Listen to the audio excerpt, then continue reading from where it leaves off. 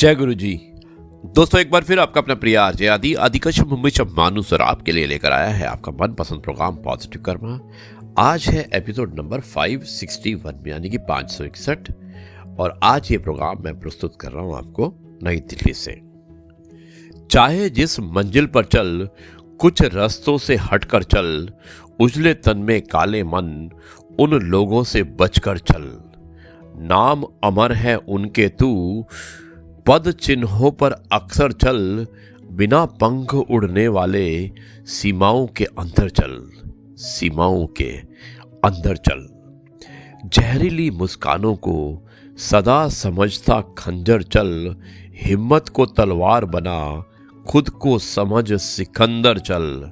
मेहनत और पसीने से लिखता नया मुकद्दर चल, ताल सरीखा छलक न तू, बनकर गहरा सागर चल। और दोस्तों, अंत में लिखा है, अब तो संभल कर चल, बद से मत बदतर चल। एक खुशहाल जीवन के जीने के लिए ये स्वीकार करना जरूरी है कि जो कुछ भी हमारे पास है वो ही सबसे अच्छा है, वो ही सबसे अच्छा है। दोस्तों, ये है आपका अपना प्रिय आरजे आदि कश्यप मुंबई से मानुस और आपके लिए लेकर आया है आपका मनपसंद प्रोग्राम पॉजिटिव कर्मा। दोस्तों, आरजे आदि विशेष कुछ अलग हो जाए उसमें मैं एक स्पिरिचुअल स्टोरी जो विवेक वर्मा जी ने भेजी है बुल्गारिया से सुनाना चाहता हूं और जिसका शीर्षक है भाग्य का बीज पुरुषार्थ। शुरुआत करता हूं इस कहानी की कुछ इस प्रकार। सकड़ाल पुत्र मिट्टी के बर्तन बनाया और बेचा करता था। नगर के बाहर से वो मिट्टी खोद खोद कर लाता और उसमें पानी मिलाकर रोंद कर खिलौने बनाने के लिए मिट्टी तैयार करता था। उसका ये कार्य काफी अच्छा चलता था। जमा जमाया बिजनेस था, यानी कि व्यवसाय था। इसलिए सकड़ाल पुत्र यह मानने लगा था कि ये सब भाग्य का खेल है। वो नहीं जानता था कि उसके पूर्वजों को ये व्यवसाय जमाने में कितनी मेहनत करनी पड़ी थी। वो तो यही समझता था कि यह नियतिवश होता है और ये धारणा बनने के कारण वो धीरे धीरे अकर्मण्य होता गया। भाग्यवाद के पोषक और महावीर स्वामी के प्रतिद्वंदी गोशालक का भी वह अनुयायी बना और फिर तो एकदम वो आलसी बन गया। और जब वो अकर्मण्य होने लगा तो उसका काम भी मंद चलने लगा। व्यापार में भी घाटा होने लगा। घाटा होते देखकर सकड़ाल पुत्र घबराया। ये मान्यता तो उसकी नस नस में भर गई थी कि जो कुछ होता है वो नियति वश ही होता है। अतः वो एक तरह से परास्त होकर बैठ गया और सोचने लगा और हमेशा परेशान रहने लगा।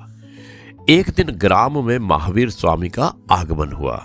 उसने सोचा, क्यों ना महावीर के पास जाकर आशीर्वाद प्राप्त किया जाए तथा अपने भाग्य के डूबते हुए सितारे को पुनः उदय होते हुआ देखा जाए। लेकिन तभी उसके मन में बैठा दुराग्रह का नाग फुफकार उठा, ये सोचकर कि मैं महावीर का अनुयायी तो हूं नहीं, अतः उनकी कृपा पाने के लिए क्यों उनके आगे हाथ पसारूं। तभी उसने देखा सड़क पर दूर से आता हुआ श्वेत वस्त्रधारियों का जुलूस। ये जुलूस महावीर और उनके अनुयायियों का ही था। धीरे धीरे वो जुलूस समीप आता जा रहा था और सकड़ाल पुत्र असमंजस्य की स्थिति में तेजोद्दीप्त चेहरे की ओर देखता हुआ अपनी मानसिक द्वंद्व से झूल रहा था। एक मन तो कह रहा था कि महावीर के चरण पकड़ ले और उनसे कृपा की भीख मांगे, तथा दूसरा कह रहा था, नहीं, ऐसा नहीं करना चाहिए। क्या करूं क्या ना करूं के द्वंद्व में नाचते हुए सकड़ाल अपनी हिम्मत से काम लेने लगा। उसने सोचा कि अभी मुझे क्या करना चाहिए और क्या नहीं करना चाहिए। ये किसने सोचा? ये सोचा सकड़ाल ने। और कब? जब उसने देखा कि महावीर जी आ रहे हैं।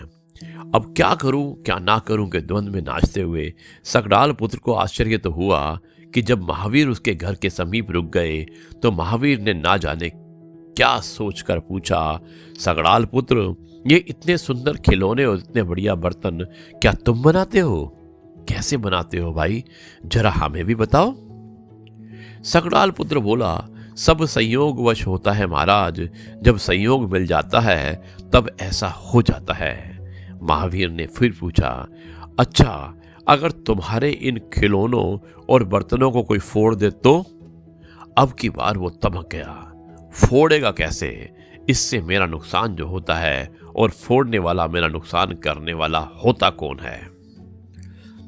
अच्छा ठीक है, और अगर कोई अत्याचारी तुम्हारी पत्नी का शील भंग करे तो? महावीर ने पूछा, कौन माई का लाल है जो मेरे रहते हुए मेरी पत्नी की ओर आंख उठाकर भी देखे? अब की बार सकड़ाल पुत्र उभल पड़ा, पर उसका क्या दोष है, जो होता है वो तो सब नियति वश ही होता है। महावीर का इतना कहना था कि सकड़ाल पुत्र की आंखें फटी की फटी रह गई। उसे भान हुआ कि वो कैसे गलती करके मान्यता बनाए हुए था। तब महावीर ने कहा कि पुत्र, भाग्य का बीज पुरुषार्थ है। मैं जानता हूं कि तुम भाग्य द्वारा चले गए हो, पर पुरुषार्थ से पुनः नए भाग्य का सृजन करो। और ये कहकर महावीर वहां से चले गए। दोस्तों, ये थी कहानी और मुझे उम्मीद है कि आपको यह कहानी पसंद आई होगी, जिसका शीर्षक था भाग्य का बीज पुरुषार्थ। अब मैं इस कार्यक्रम को यहीं पर समाप्त करता हूँ और कल आपसे एक बार फिर मुलाकात होगी नई बातों के साथ। तब तक के लिए कहता हूँ नमस्कार, जय हिंद, वंदे मातरम, भारत माता की जय। जय जवान, जय किसान, जय गुरु जी, शुक्राना गुरु जी।